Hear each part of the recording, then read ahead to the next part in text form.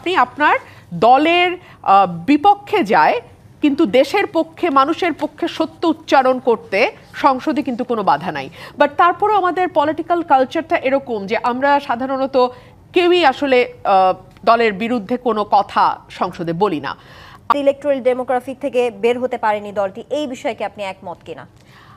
আমি যতদূর জানি যে আমাদের ৩০০টা আসন, প্রত্যেকটা আসনে একাধিক প্রার্থীযোগ্য, প্রত্যেকটা আসনে একাধিক প্রার্থী নানান রকম ত্যাগ তিক্ষার মধ্যে দিয়ে গেছেন, নানান রকম পরীক্ষার মধ্যে দিয়ে গেছেন এবং তারা প্রত্যেকে আসলে ডিজার্ভিং ক্যান্ডিডেট। সো ক্যান্ডিডেট চুজিংটা ছিল আমি বলবো বিএনপির জন্য ভীষণ বড় একটা কঠিন পরীক্ষা। এবং আমরা যতদূর দেখেছি 237টা আসনে এখন পর্যন্ত যাদের নাম ডিক্লেয়ার্ড হয়েছে তারা প্রত্যেকেই ডিজার্ভিং ক্যান্ডিডেট। সো আমি মনে করি যে এই ডিজার্ভিং ক্যান্ডিডেটদের নমিনেশন দেওয়ার মধ্যে দিয়ে যে যাত্রাটা শুরু হলো, that's a very good start. দেখা যাক ইনশাল্লাহ সামনে কি আছে।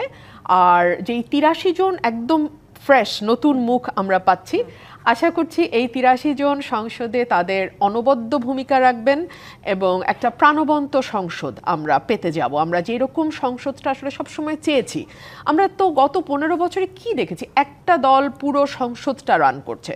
স্পেশালি 14-র পর থেকে তো আসলে সংসদে সেরকম ডিসেন্টিং ভয়েসও ছিল না। সো এইরকম সংসদ থেকে বের হয়ে একটা প্রাণবন্ত সংসদ হবে আমরা আশা করি। 70 অনুচ্ছেদের কোনো বাধা নাই, যদিও দলের বিপক্ষে ঠিক নয়, মানুষের পক্ষে দেশের পক্ষে কথা বলার কোনো বাধা কিন্তু 70 অনুচ্ছেদ নয়। এখনো যে এক্সিস্টিং 70 অনুচ্ছেদ সেখানেও কিন্তু